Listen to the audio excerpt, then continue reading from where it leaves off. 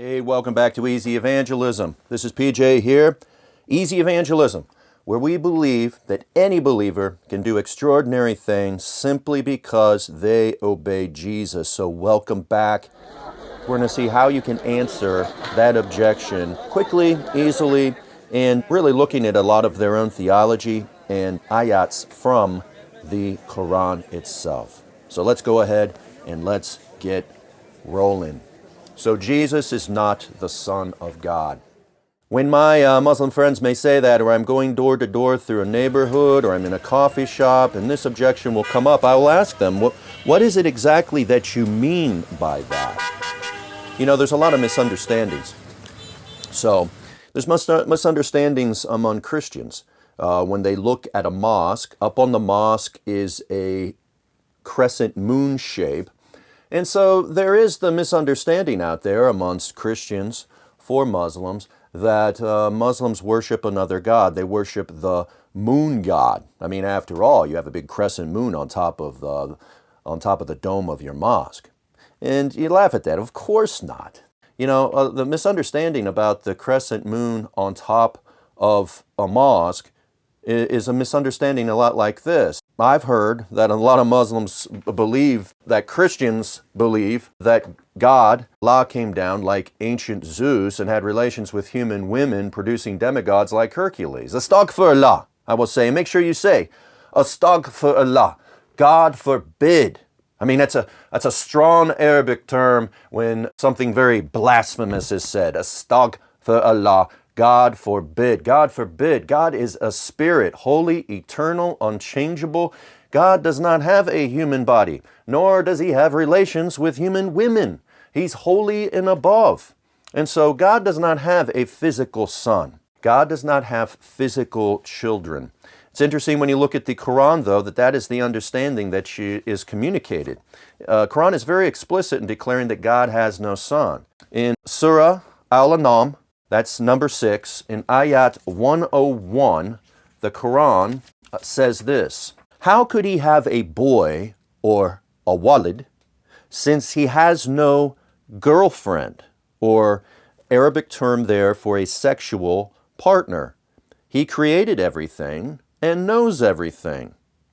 So all the books, including the Quran, but also the Torah, Zabur, Injil, what is called the Kitab al-Muqaddas, the Holy Bible, all reject the idea of Allah having sexual relations with a woman. It has the idea in the sense within it of a physical son.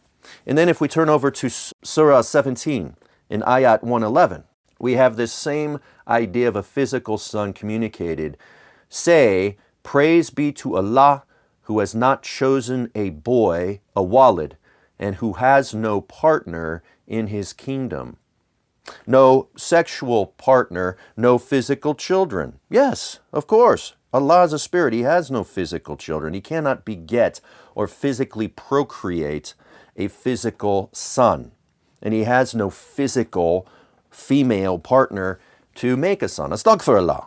But then also, what does the Quran say of Isa? It says things of Isa. It doesn't say of any of the rest of the prophets, any of the rest of the Anbiya, the Nabi.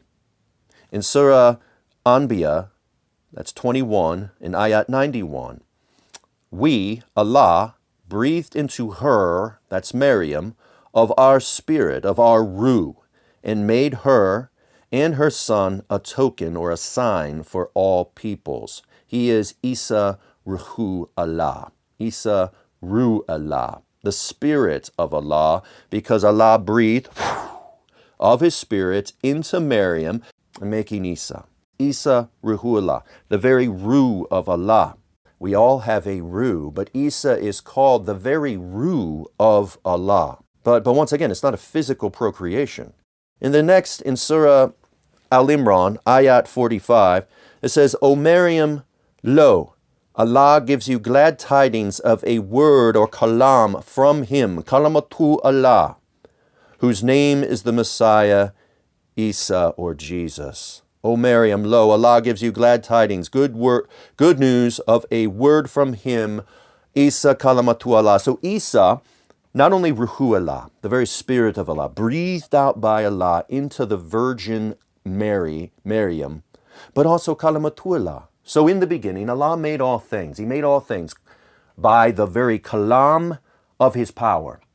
The divine fiat, the divine command. He said, kun fayakun, the stars. Kun fayakun, the trees. Kun fayakun, meaning be and it is. The word, the divine fiat of Allah. Made all things, kun fayakun. Isa as Ibnullah is the kun fayakun. He is the kalamatu Allah. He's the very word of Allah. So all the prophets get a word or a message from Allah, but Isa is different. He is the kalam of Allah. He is the divine fiat. He is the kun fayakun.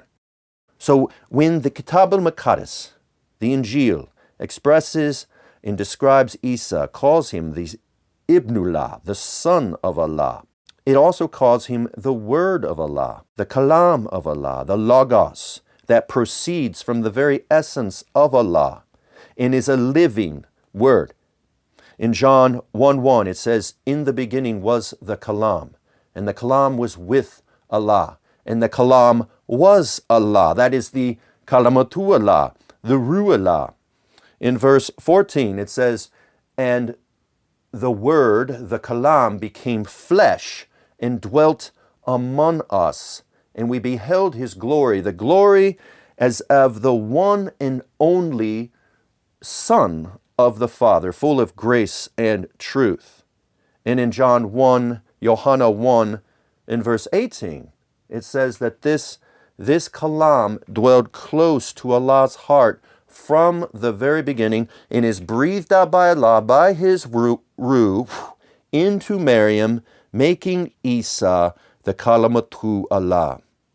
So in Islamic theology, Mulana, sheikhs will say there's a distinction between kalam. You have kalam nafsi and kalam lafsi. Kalam lafsi is black letters on a white page. But kalam nafsi is a living word. Kalam nafsi is living and active and vibrant. It is the very essence of the mind of Allah, as eternal as Allah Himself, the kalam nafsi. Allah created the world with His living kalam, His living word. This is what the Injil says. This is the essence of kalam nafsi in Islamic theology. The kun fayakun, the divine fiat, all things made by His word. Isa is the kun fayakun. Isa is the very divine fiat of Allah that made all things, that dwell close to Allah's heart from the very, very beginning. And so yes, astaghfirullah, Isa is not the physical son of Allah. Allah is a spirit. But it's very clear that Isa is much different than any other prophet.